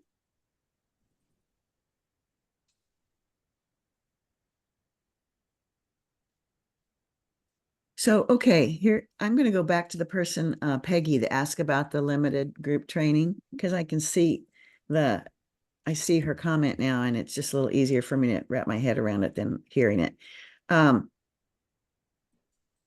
So stage 1 takes a while in business. You do the niche testing, the pilot testing, and then testing your marketing. And so if you've tested an offer and you know it works, I could see, and you're getting paying clients, toward the end of stage 1, you can start testing some group offers. That could work. Yeah, but so it does belong in stage 2 for sure, but you can also start testing it toward the end of stage 1. Okay, let's see. One person comments feels like she needs to watch the webinar a few times to absorb it all. Yeah, I know. I really wanted to give so much in this, and maybe I gave too much. We'll see what happens. But yeah, there's a lot to realize about all this. And just like nursing, like I said, like nursing is simple if you just have a high level, like, okay, you just take care of people, keep them clean, keep them safe, keep them fed. But there's a lot more to it than that, right? And so same with business. And so I just thought this is a way for you to get a peek into more of the depth of what it will take you to get your first.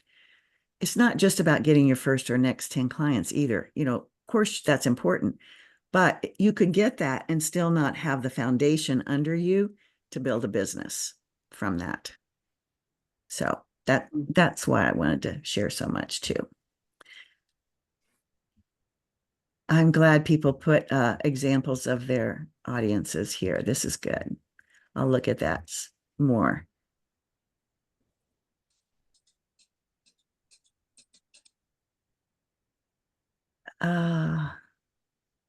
Okay.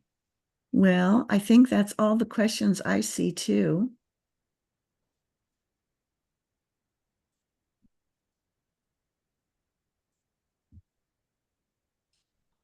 I see the one about the detailed feedback from the pilot. I can add a little bit more to it. I don't want to just be, opaque and say, oh, you just have to get my incubator.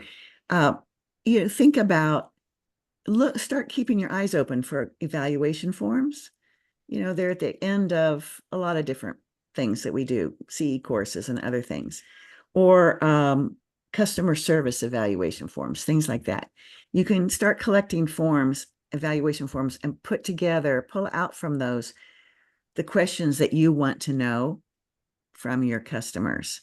Or you can also, if you're one type of person. If you're the type of person, though, that is more imaginative and intuitive, you can just give yourself some relaxation time and let your mind wander and imagine that you're having a conversation with the person and you're just asking them questions and they're telling you things that you need to know about your product or service that you delivered in your pilot. And it will just come to you that way, and then just write those down. So whichever way, you can create it yourself. Depending on your personality type and your energy type, go with the way that comes to you naturally.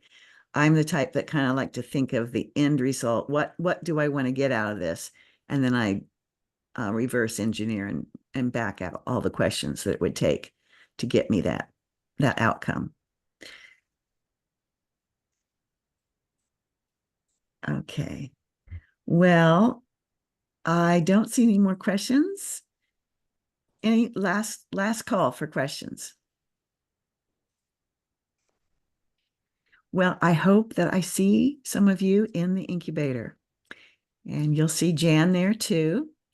And you may see Marcia in a call once in a while because she is still in stage 1, and she'll be showing up and getting coached sometimes when she wants to be. So Jan and Marcia, do either of you have anything you want to say here before we close off? I think this has been wonderful, and I'm excited about the possibility of seeing several of the people who participated tonight in some of those calls and getting to know you all, and just helping in any way that we can. This is a wonderful community that supports one another. It's not just a online something you watch yourself. It's just a wonderful community that helps one another. So I'm excited to get to know you, not just see you in your picture. Great. Thank you. And I'll just say I ditto everything Jan just said, and that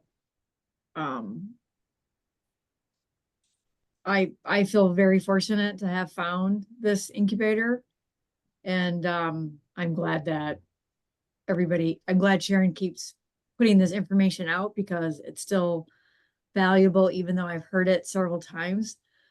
And it's a learning process and a journey, and it's growing from being an employee to a business entrepreneur, and it's a whole different animal than what any of you are used to. And fear and all the other things that came up in your comments is 100%, it's normal. I guess that's the only way to say it. It's normal. And with Sharon's help and guidance in this incubator, you definitely can work through all of that and be successful. So don't be afraid. Yeah. Thank you. Yeah. You're welcome. Good night, Thank you, everybody. everybody. Thank you. All right. Thank you. Good night.